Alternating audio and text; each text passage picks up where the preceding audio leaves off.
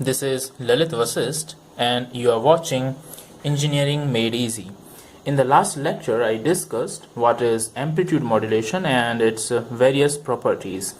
We talked about only the time domain analysis of the amplitude modulation. We saw here how the waveform changes with time, but here in this video we will discuss the frequency domain analysis of the amplitude modulation. Here you will see how the spectrum of modulating signal, carrier signal and modulated wave looks like. I will also derive here the equation of AM wave in frequency domain. So let's start. As per the discussion in previous lecture, we have seen that suppose xt, it is the modulating signal, okay, ct, a cos omega ct, it is the carrier signal,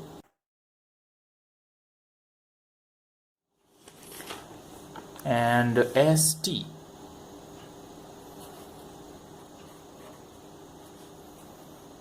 which was represented by a plus xt cos of omega ct.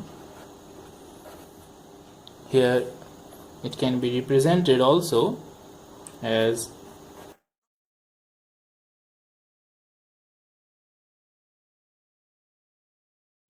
st is what? It is the amplitude modulated wave.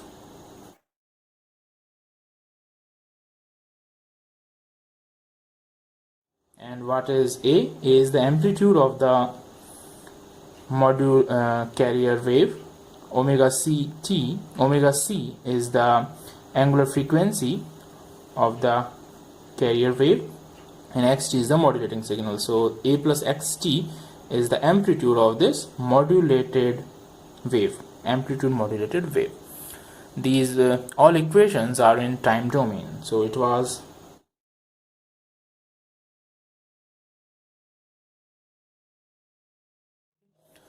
so to get the spectrum or frequency domain representation of AM wave, we need to find out the Fourier transform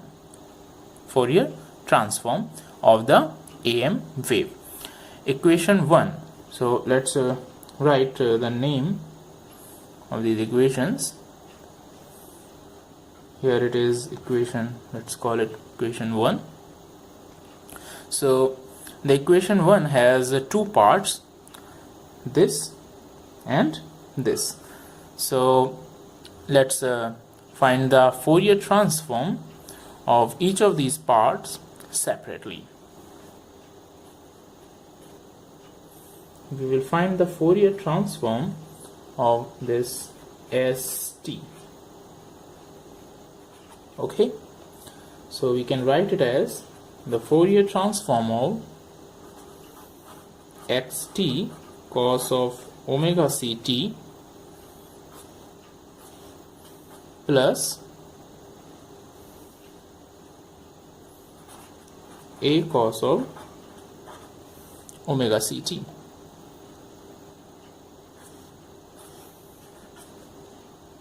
Okay, so it can be written as Fourier transform of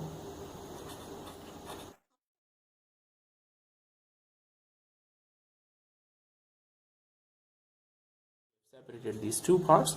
Let's say this is part 1 and this one is part 2.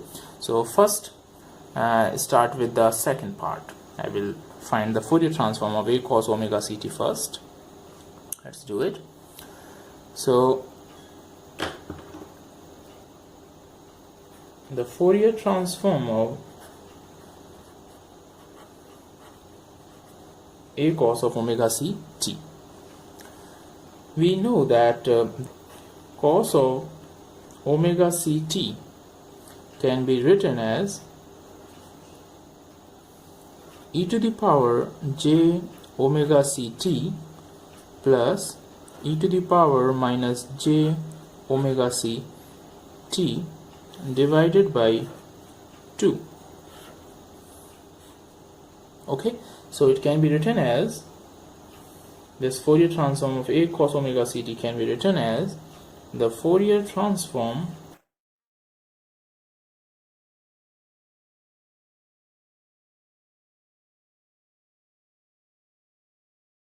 okay, and also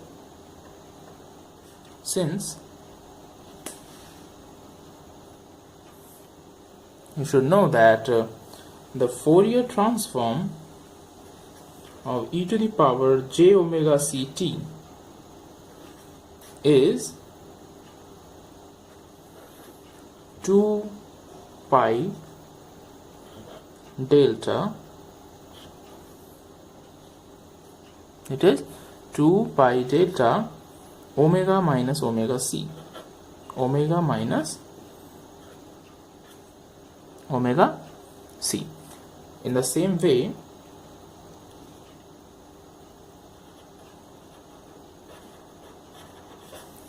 similarly, the Fourier transform of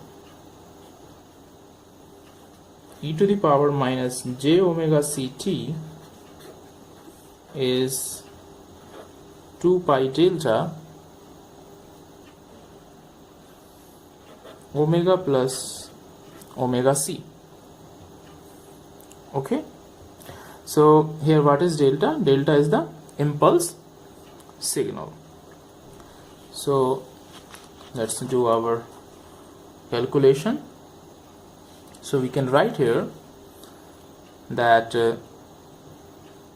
the Fourier transform of a cos of omega ct is equals to a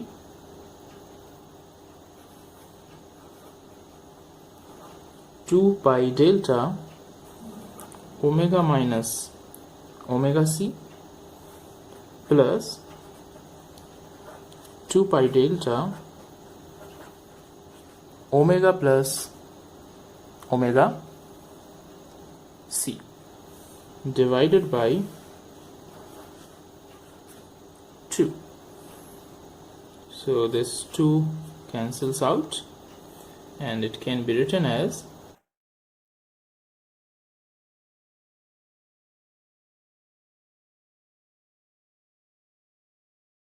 here is the Fourier transform of a cos of omega c t.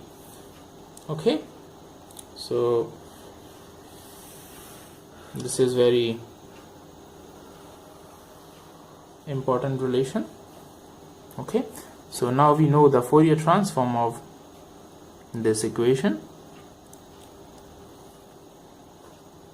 this one, name this one as the equation 2 and name this equation as the equation number 3. Okay, we will need this because this is the part of Fourier transform of xt. So one important thing that you should notice here is that this equation means Fourier transform of a cos omega ct has two impulses of strength pi a at plus minus omega c. Okay, we will see this in this lecture in spectrum. Okay, so this equation has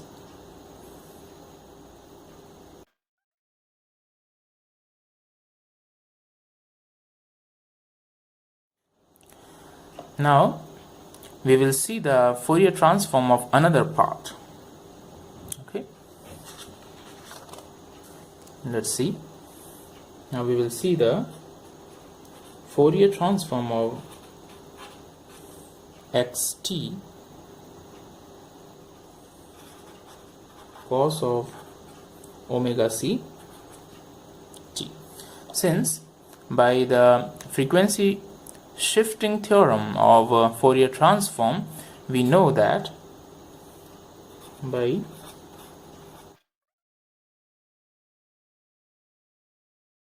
if the Fourier transform of xt is x of omega, then the Fourier transform of e to the power j omega c t xt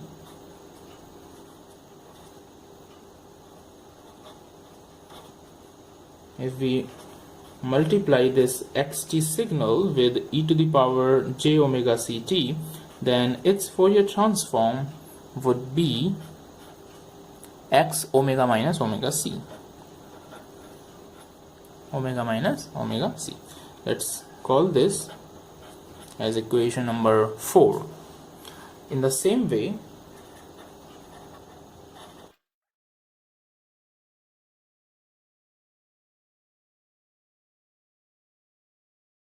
let's name this as equation number 5th. Okay, that since xt cos of omega ct can be written as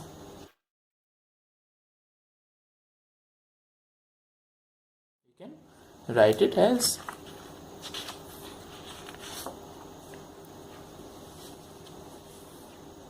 it can be also represented at just manipulate it half of plus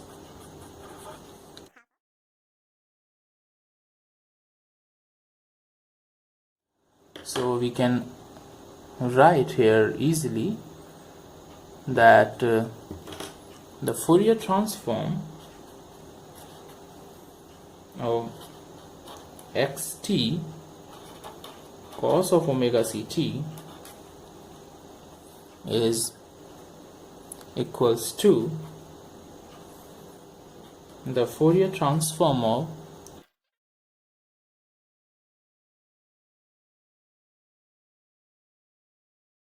we can write it separately in this way. So from equations 4 and 5,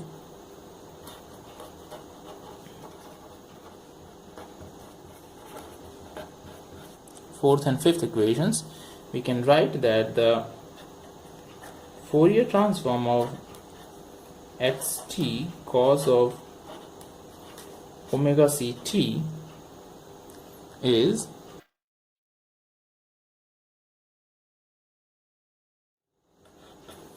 okay. So this is very important relationship again.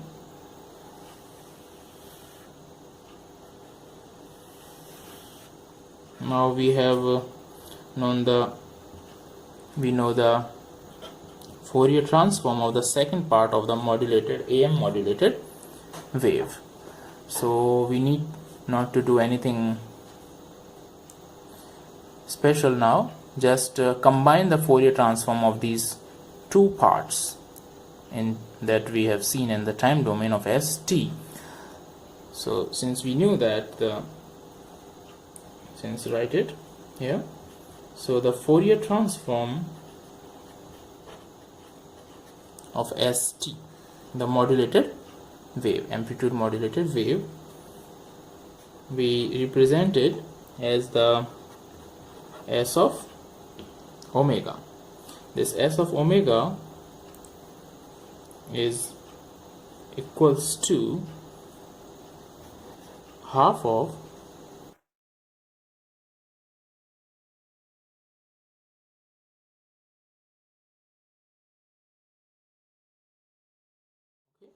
this is one part, and the another part was the Fourier transform of a cos omega c t is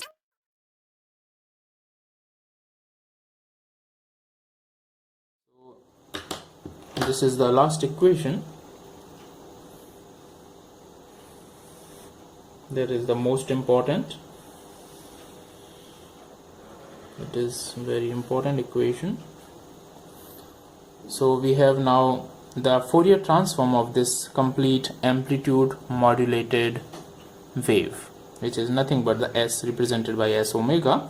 It is the combination of these all. Okay, so you can name this as the sixth or the seventh equation. Okay, very easy. One more thing that I want to tell you in here in the sixth equation, this one, this was the equation number 6, that this equation means that on multiplying xt, okay, on multiplying xt by cos of omega ct, the spectrum of x omega shifts by plus minus omega c. Okay, so when I have multiplied this xt with this, then the spectrum has shifted by plus minus omega c. Now we will understand the significance of this frequency domain representation by drawing the spectrum. Okay, we will draw some waveforms here, the spectrum. Keep watching. We will draw the spectrum of the modulating signal xt, after that the spectrum of carrier wave, and then finally the spectrum, frequency spectrum of the modulated, amplitude modulated wave. So let's start one by one. This is the modulating signal. Okay, it is the time domain. Let's use another marker here. This is the modulating wave, and its spectrum would be something like this.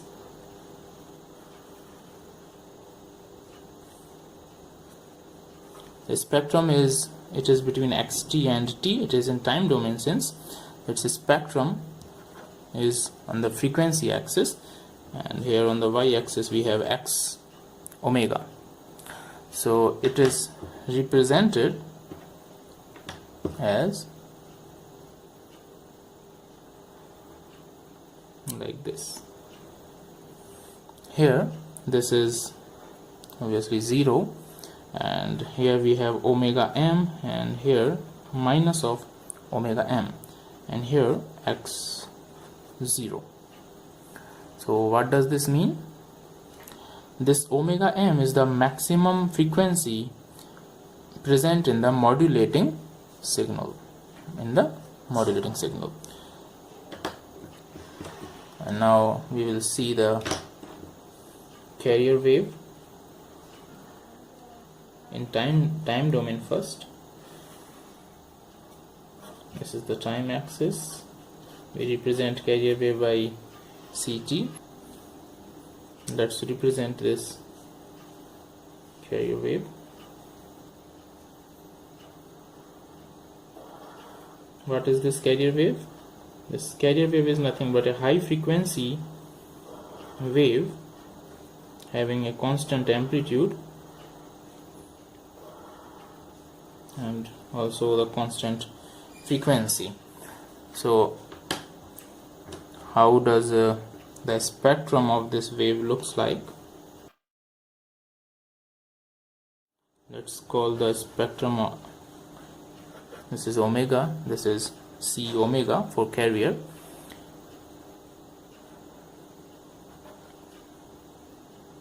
The spectrum of the carrier wave contains simple two impulses at omega m and minus omega m.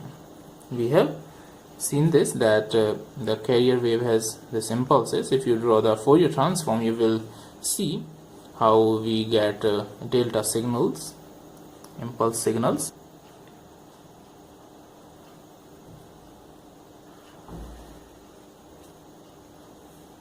Now we are going to draw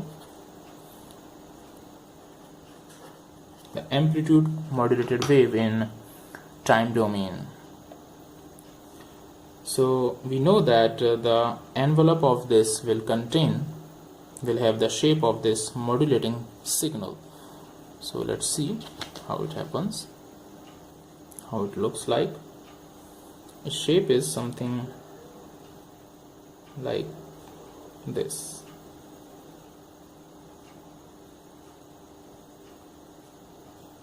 Okay, and here it will have this wave, this carrier wave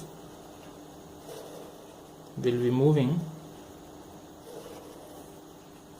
The peak amplitudes of the carrier wave will take the shape of this envelope, which is in the shape of modulating signal.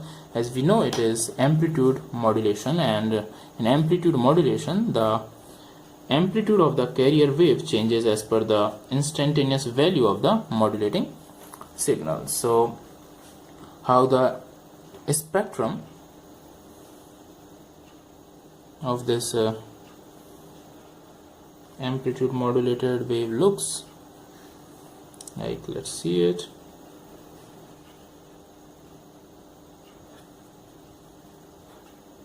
This is represented by S omega, and here again the omega. The shape of this is something like this.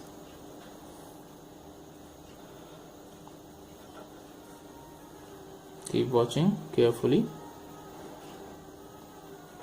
This distance is same. This is minus omega c, and here it is omega c. Omega c represents the angular frequency of the carrier wave, and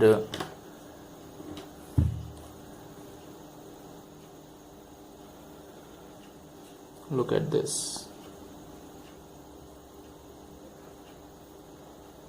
It should be identical actually.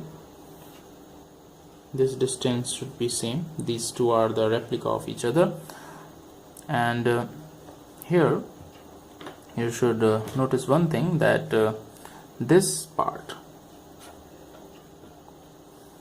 we can discuss any of this part because this is just the negative replica of this part. Okay, so here it is the things that are we discussing in this part are also valid for this. This is the upper side band, and here is the lower side band represented by LSB, lower side band.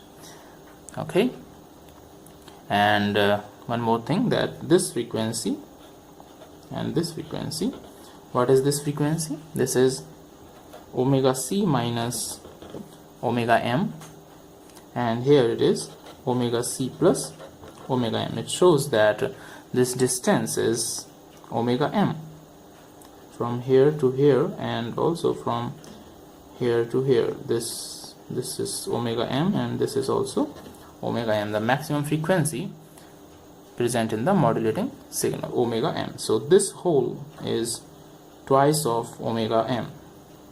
Okay, so from the spectrum as omega, okay, the modulated wave, let's write down here that the names of these. This is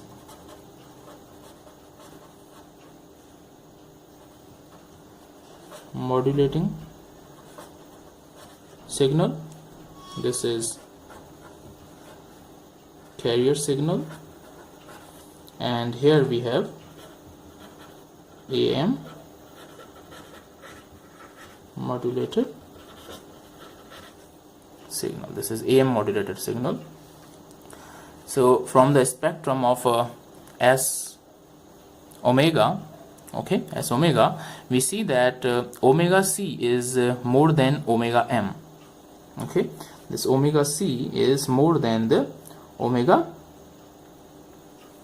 m. So two side bands, LSB and USB, they won't overlap. Okay, so the bandwidth will be this. So this can be obtained as this minus this. So if I subtract this from omega c plus omega m, so I can get the bandwidth.